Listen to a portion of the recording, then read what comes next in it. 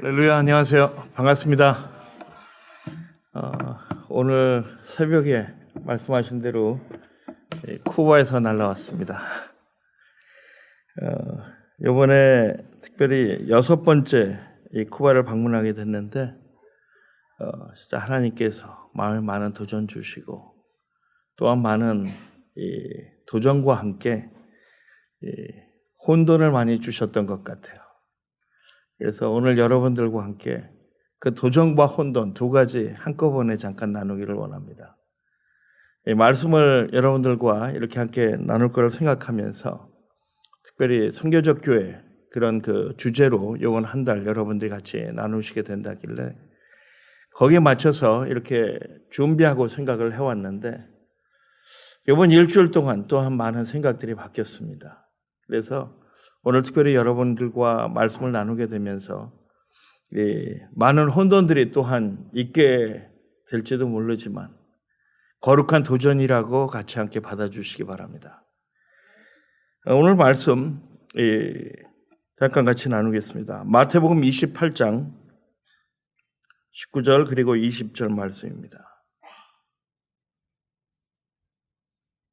함께 봉독하겠습니다. 예수께서 나와 일러 가라사대 하늘과 땅의 모든 권세를 내게 주셨으니 그러므로 너희는 가서 모든 족속으로 제자를 삼아 아버지와 아들과 성령의 이름으로 세례를 주고 내가 너희에게 분부한 모든 것을 가르쳐 지키게 하라. 볼지어다 내가 세상 끝날까지 너희와 항상 함께 있으리라 하시니라. 아멘. 제가 요번에 이 쿠바에 가기 전에 실은 교회에서 좀 일을 저질렀습니다. 교회에서 선교 세미나를 보통 하게 되는데 이번에는 성경대학이라는 그런 프로그램에서 강의를 부탁을 받아가지고 무슨 주제로 강의를 할까 하다가 좀 라디칼해지자 하는 그런 생각들 가운데서 데비 프라트가 쓴 라디칼 그리고 라디칼 투게더 그 두 개의 책을 좀 기본으로 바탕으로 삼아서 라디칼한 크리스천 삶 그렇게 한번 나눠봤어요. 근데 한 23명 정도가 등록하셨는데 한 3명이 한 2주 지나자마자 졸업했습니다. 이유는 목사님 너무 힘들어요. 라디칼해지자는 것. 특별히 데비 프라트가 쓴 책 여러분들이 읽어보셨는지 모르겠습니다.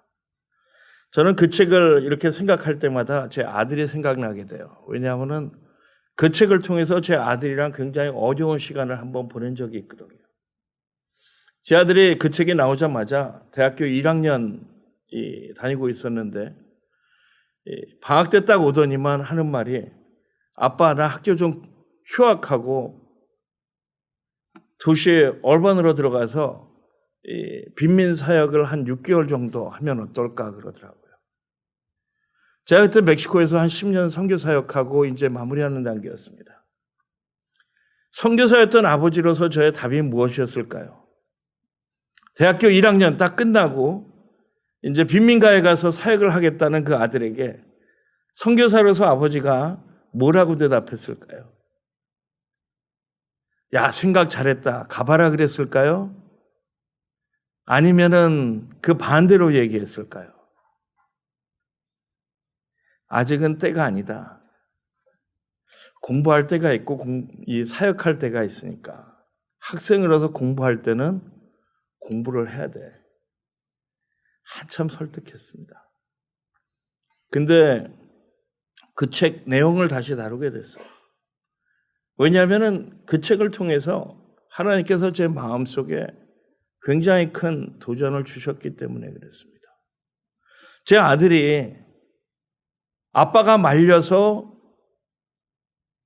본인의 결정을 접고 학교를 계속 다녔어요. 근데 결과가 좋았을까요? 아니요. 6개월 본인은 이 새로운 경험을 하겠다 그랬는데 아빠가 말린 이후로 거의 메이저 때문에 2년을 바꾸고 또 바꾸고 고생했습니다. 실은 어떻게 보면 6개월 만에 그는 인생의 아름다운 터닝 포인트를 가질 수 있었던 것을 아빠가 막았던 거예요. 레디컬한 것 무엇일까 하는 그런 생각이었습니다.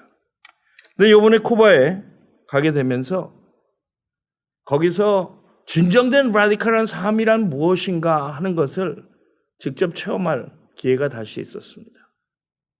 6번째 실은 가기 때문에 큰 기대는 하지 않았어요.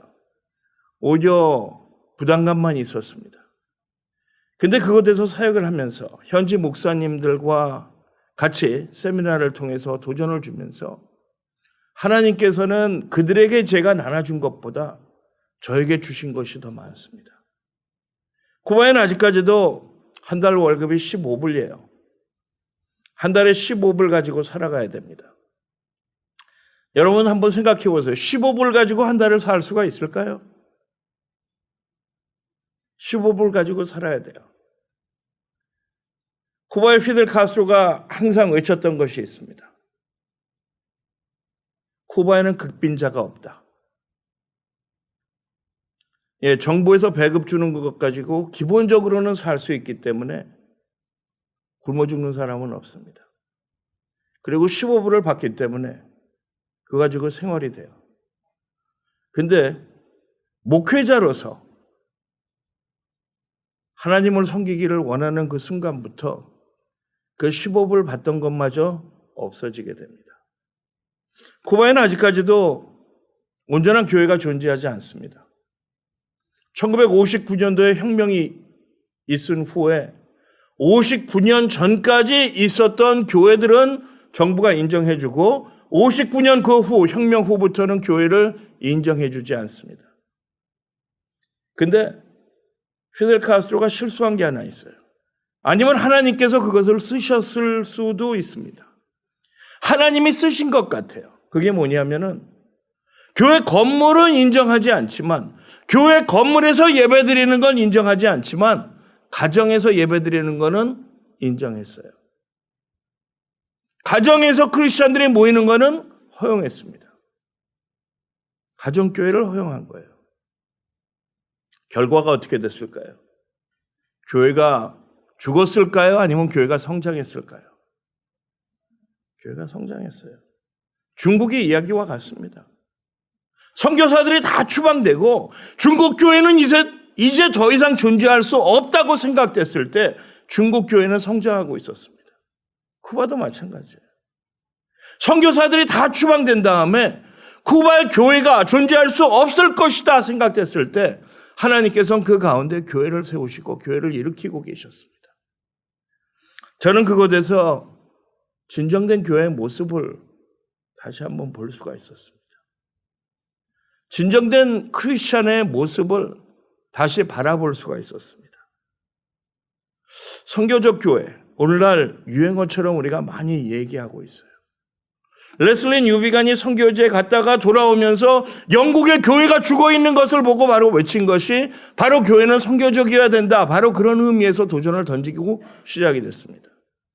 근데 안타깝게도 오늘날 선교적 교회란 바로 그런 단어는 어떻게 보면 하나의 유행어처럼 사용되고 하나의 또다시 교회 성장의 무브멘트처럼 사용되고 있는 것을 바라볼 수가 있습니다. 선교적 교회 많이 얘기하고 있죠. 그렇지만 진정 이 선교적 교회라는 그런 그 단어 속에 있는 교회와 선교의 의미 우리가 생각하는지 물어볼 필요가 있습니다. 선교적 교회 얘기한다면 기본적으로 두 가지 질문이 나오게 됩니다. 교회란 무엇인가? 그리고 선교란 무엇인가? 기본적으로 우리가 다시 한번 교회란 무엇인가 질문할 필요가 있다는 것입니다. 저는 쿠바에서 똑같이 이것을 물어봤습니다. 왜냐하면 이 질문을 제가 선교적 교회라는 주제를 가지고 씨름하면서 너무나도 오랫동안 갈등해왔던 것이기 때문에 교회란 무엇인가? 교회란 무엇일까요? 교회가 이 땅에 존재하는 이유가 무엇일까요? 우리는 교회 의미, 신학적으로도 공부하고 너무나도 잘 알고 있습니다. 학문적으로도 설명할 수가 있어요. 그리고 교회는 하나님의 공동체라고 이야기합니다. 하나님의 지체라고 얘기합니다. 그렇지만 머리로는 알지만 마음으로 옮겨지지가 않을 때가 너무나도 많아요. 주일날 우리 어디 간다 그러죠? 어디 간다 그러죠? 교회 간다 그러죠. 주일날 가는 것이 교회일까요? 그게 교회가 맞나요? 교회는 공동체라고 얘기하지만 우리는 주일날 하나의 성전, 하나의 건물로 들어가면서 교회로 갔다고 얘기합니다. 우리는 어디서 섬긴다 그러죠? 교회에서. 사역을 어디서 한다 그러죠? 교회에서. 그런데 실은 그게 진정 우리가 이해하는, 우리가 생각하는 바로 그 교회인가요? 아니면 그냥 네 개의 벽 속에 들어있는 바로 그 하나의 건물 속에서 모여있는 사람들을 이야기하는 것인가요? 교회는 왜 존재하나요? 그냥 우리가 예배드리기 위해서 존재하나요? 그냥 예수를 구주로 고백하는 사람이 모여서 우리가 구원받았기 때문에, 그 구원이 너무나도 좋기 때문에 우리만을 위해서 우리가 그냥 예배드리나요? 하나님께 나를 구원해 주셨으니까, 저 많은 죽어가는 사람들 가운데서 나를 구원하셨기 때문에 그 기쁨 가운데서 그냥 예배드리는 것인가요? 그냥 그것을 위해서 교회가 존재하는 것인가요? 건물, 안수받은 목사, 특별히 교회를 얘기할 때 우리가 너무나도 중요시하는 것입니다. 근데 쿠바에 가니까 둘 다 없더라고요. 1959년도부터 예배당도 없고 안수받은 목사도 없고 둘 다 없어요.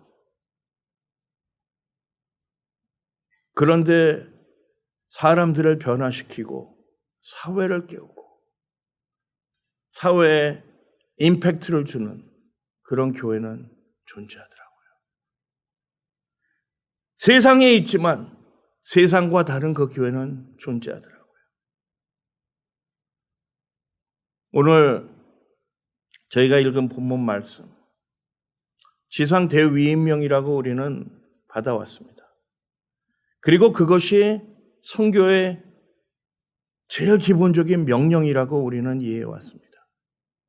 과연 그럴까요? 선교라는 단어는 성경에 존재하지 않죠.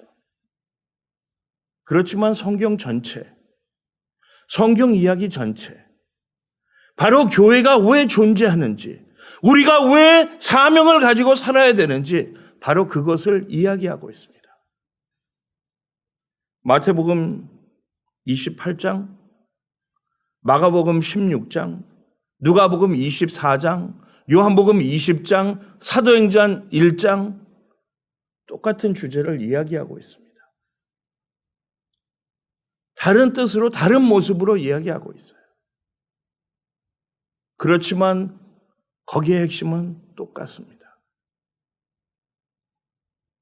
우리는 오랜 기간 동안 선교하면은 그냥 가는 것으로만 생각해 왔습니다. 마태복음 28장 19절, 그러므로 가라 하기 때문에 가는 것으로만 생각해 왔어요. 그리고 나중에 시간이 지나면서 헬라어를 연구해 보면서 그 가라라는 의미가 딱 가는 것만 이야기하는 것이 초점이 아니라는 것을 발견하게 되면서 우리는 제자 훈련에 모든 것을 초점 맞추기 시작했습니다. 그리고 제자 훈련이 모든 것에 초점인 걸로 생각해 왔어요. 왜냐? 오늘 읽은 말씀 첫 번째 명령어가 아니라고 연구에서 발견이 됐어요. 문법을 살펴보면서 그렇게 이해가 됐습니다. 그리고 제자 훈련에 모든 것 초점 맞추기 시작했어요. 근데 그게 전체의 핵심은 아니더라고요. 28장에 핵심적으로 우리에게 이야기하는 것은 가는 것도 아니고 제자 훈련시키는 것도 아닙니다. 28장 전체의 스토리를 살펴보면은 그 스토리에는 세 가지 이야기가 나옵니다. 바로 부활하신 예수 그리스도가 빈 무덤에 그냥 빈 무덤만 남기고 사라졌을 때 그 무덤을 찾던 여인들이 있었습니다. 부활하신 예수 그리스도가 그 여인들을 만나 주셨어요. 그리고 그 여인들에게 명령했습니다. 너희는 가서 이제 제자들에게 내가 죽었다고? 아니죠. 내가 죽은 자들 가운데서 그들에게 내가 이야기한 것처럼 죽은 자들 가운데서 다시 부활했다고 이야기하라고 하라 그럽니다. 그리고 두 번째, 승천하시기 전에 제자들에게 오늘 본문 말씀을 이야기하신 거예요. 근데 그 사이에 재미난 이야기가 들어있습니다. 딱 이 두 이야기 사이에 주어진 사명, 이 두 가지 사이에 한 가지 이야기가 바로 그 무덤에서 예수 그리스도의 부활을 목격했던 군인들의 이야기가 있어요. 군인들이 예수 그리스도가 부활한 것을 보고 제사장과 유대인들 지도자들에게 찾아가서 예수가 부활했다고 얘기합니다. 그때 그들이 그 군인들에게 이야기하는 게 있어요. 너희는 가서 예수는 부활한 것이 아니라 바로 예수의 제자들이 훔쳐갔다고 전하라. 예수는 부활하지 않았다. 28장 이야기의 핵심 속에는 예수는 부활하셨나 아니면은 부활하시 못하셨나 하는 그 두 가지의 질문입니다. 주님은 살아계십니까? 아니면 주님은 죽어 계십니까? 주님이 살아계시지 않다면, 주님이 부활하시지 않으셨다면 여러분 비싼 돈 내고 이렇게 신학교 다닐 필요 없어요. 이렇게 시간 쓸 일 없습니다. 우리 인생 바칠 필요도 없어요. 그렇지만 그 주님이 살아계시다면 모든 이야기가 바뀌어집니다. 왜냐? 살아계신 주님이 내 삶 가운데 있을 때 그가 나의 전부이기 때문에. 주님이 내 마음속에 살아계시다면 라디칼한 것과 그리고 라디칼 투게더라고 외치던 바로 데이비드 프라트의 이야기가 바로 그대로 적용될 수가 있는 것입니다. 그 주님이 살아계시기 때문에. 저는 쿠바에서 그 살아계신 주님이 쿠바에 있는 크리스찬 삶 속에 역사하시는 것을 보고 왔습니다. 그 사람들 속에서 주님께서 살아서 역사하시는 것을 보고 왔습니다. 여러분, 주님, 그 주님이 우리 마음속에 살아계신가요? 아니면 그냥 우리 생각 속에만 살아계실까요? 그 주님이 살아계시다면 오늘날 교회가 다를 것입니다. 그 주님이 살아계시다면 오늘날 크리스천이 다른 모습이 될 수밖에 없습니다. 선교적 교회 여러 가지 이론이나 신학적으로 이야기할 수 있어요.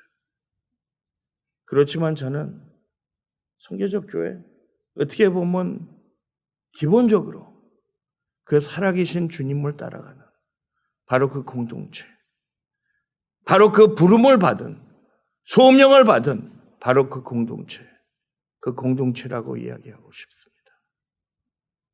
그럴 땐 우리 삶이 변화될 수밖에 없기 때문에 주님이 나와 함께 동행한다 그러면 나의 인생이 바뀔 수밖에 없기 때문에 소명을 받고 준비하시는 여러분, 살아계신 주님을 매일매일 경험하시는 여러분들이 되시기를 축원합니다. 그 살아계신 주님을 매일매일 만나시는 여러분들이 되시기를 축복합니다. 그분을 여러분들이 매일 만날 때 여러분의 인생은 바뀔 수밖에 없습니다. 그리고 주님께서 저에게 맡겨주신 그 소명, 우리는 감당할 수가 있을 것입니다. 왜냐하면 주님께서 저에게 말씀하신 것처럼 주님께서는 저희에게 성령을 허락하시고 그리고 저희와 함께 이 세상 끝나는 그날까지 영원토록 항상 함께 동행하실 것이기 때문입니다. 기도하겠습니다. 사랑의 주님, 감사합니다. 특별히 오늘 저희 선교적 교회라는 주제로 주님을 생각할 수 있도록 허락하여 주시며, 아버지 하나님께서 지금 쿠바라는 나라에서 하시고 있는 일들을 잠깐 나눌 수 있도록 허락하여 주신 것 감사드립니다. 핍박 속에서 고통을 받아가며 목사가 된다는 의미로 교도소를 왔다 갔다 하며 그 가운데서 소명을 가지고 지켜나가는 그들을 바라봤을 때 살아계신 주님께서 우리 마음속에 계시는 것이 무엇인지 깨닫게 됐습니다. 주여 아버지 하나님, 저의 마음속에 살아계신 주님을 매일매일 체험하는 저희가 될 수 있도록 허락하여 주시옵소서. 그 주님과 매일매일 동행할 수 있는 저희가 될 수 있도록 허락하여 주시옵소서. 그 주님과 함께 저희에게 맡겨주신 그 모든 사명을 감당할 수 있는 저희가 될 수 있도록 허락하여 주시옵소서. 특별히 월미션 신학교에서 공부하는 귀한 주님의 아들, 딸들, 매일매일 살아계신 주님을 만나며 그들의 삶 속에서 맡겨진 모든 사명을 감당하는 귀한 주님의 종들 될 수 있도록 축복하여 주시옵소서. 예수님의 이름으로 감사하며 축복하며 기도드리옵나이다.